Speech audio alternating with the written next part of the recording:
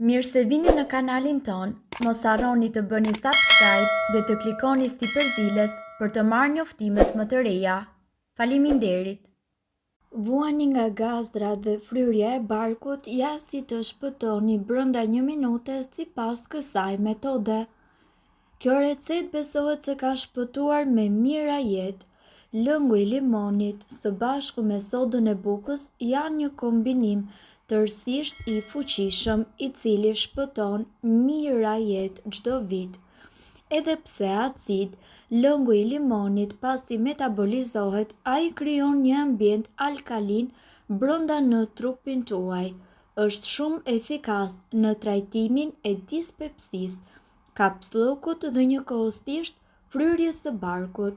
Gjithashtu kjo recet thuhet se parandalon edhe formimin e gurëve në veshka. Kur lëngu i limonit kombinohet me sodën e bukës, përfitimet shëndetësore dyfishohen. Ky trajtim natyror shkatëron vetëm qelisat e këqija, duke i lënë ato të shëndetshmet të paprekura. Ndërkohë, kjo është krejtësisht e kundërta e asaj që bëjnë zakonisht ilaçet.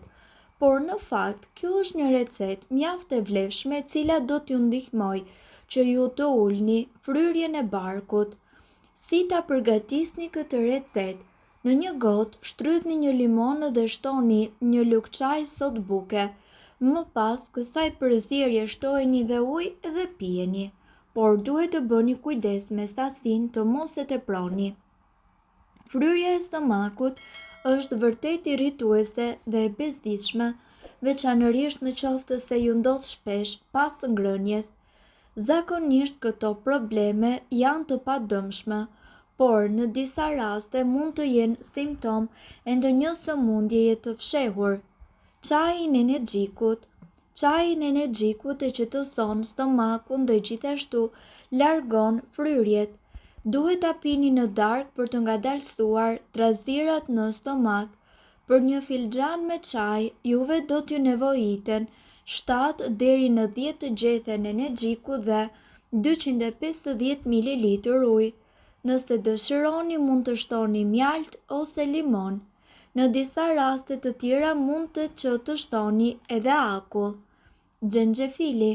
Çaji me xhenxhefil, mjalt dhe limon është shumë i mirë kundër gazdrave dhe fryrjes në stomak.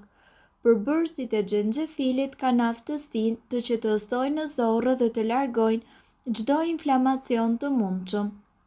Mjafton të zgjeni 1 deri në 2 cm xhenxhefil të grirë holl në ujë dhe më pas të shtoni mjalt dhe limon dhe ta pini atë para ose pas vakteve. Çaji i kamomilit. Çaji i kamomilit është shumë i dobishëm kundër fryrjeve dhe problemeve me tretjen dhe njëkohësisht me urdhin. Çajin ju mund ta shoqëroni edhe me mjalt ose me lëng limoni. Për një filxhan juve do t'ju nevojitet një lugë çaj kamomil i thatë dhe gjithashtu 250 ml ujë. Kungulli. Shpesh fryrjet shkaktohen nga fibra e tepërt në stomak dhe gjithashtu në zorë. Kungulli i verdhë është shumë i mirë kundër këtij problemi sepse eliminon fryrjet. Hani një filxhan me kungull të zier ose të pjekur gjatë një vakti për të mos patur fryrje. Uji me limon. Uji me limon është shumë i mirë për shpërbërjen e duhur të ushqimit.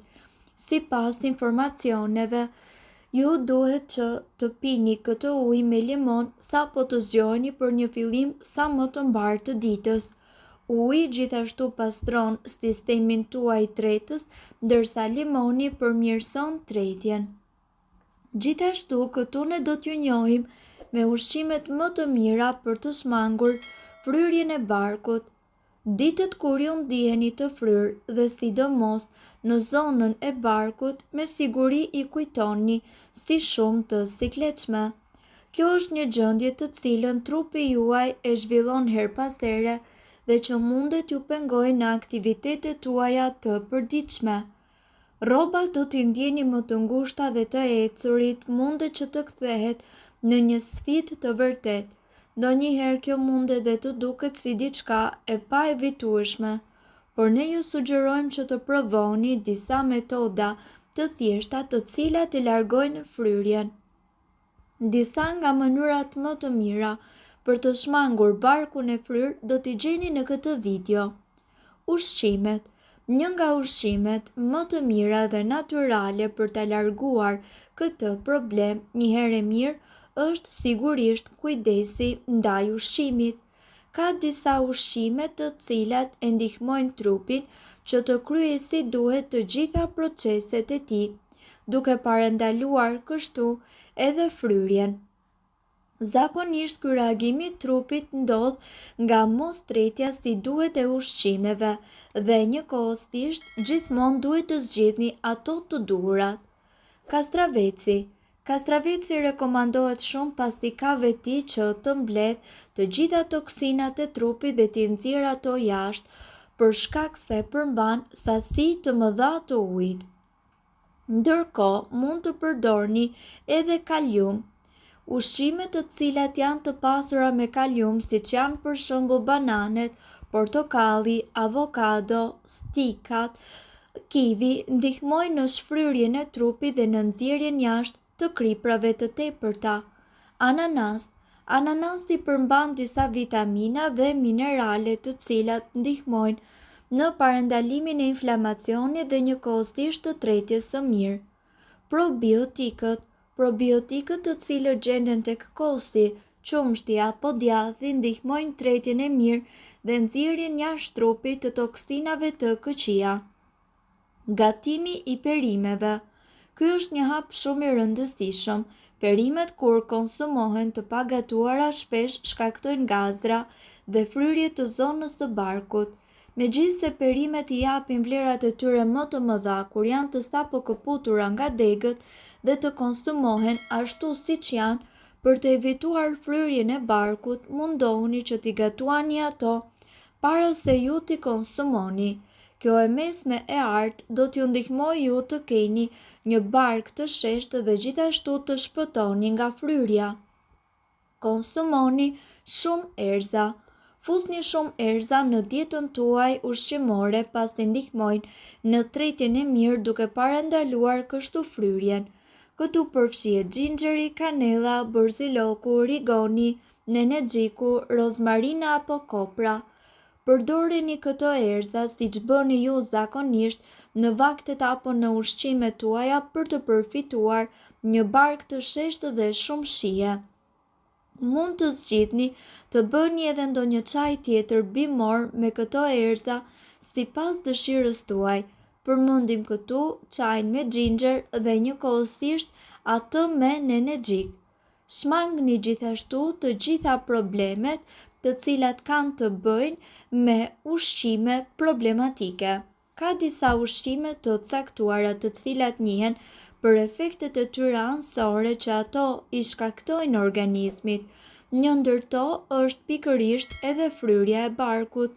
Megjithse ato mund të jenë shumë të shëndetshme, shumë fruta apo perime shkaktojnë vështirësi në tretje. Këtu përmendim brokolin, lule lakër, bisht ajore, moll, dardha apo pjeshk. Bëni kujdes edhe me ushqimet e skuqura dhe të konservuara apo të procesuara, pasi jo vetëm që ndikojnë keq në sistemin tuaj tretës, por njëkohësisht ju bën ju që edhe të shtoni në peshë.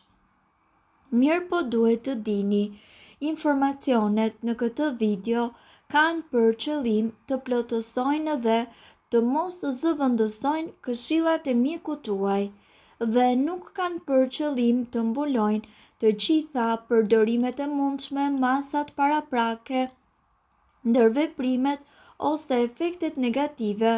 Informacionet në këtë video mund të mos t'i përshtaten rrethanave tuaja shëndetësore, prandaj para përdorimit konsultohuni me mjekun tuaj.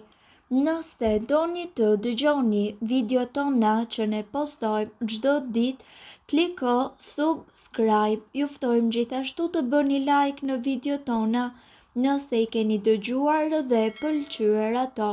Faleminderit që e pat videon ton. Shpërndajini këtë video në profilin tuaj në mënyrë që të informohen edhe shokët tuaj. Faleminderit!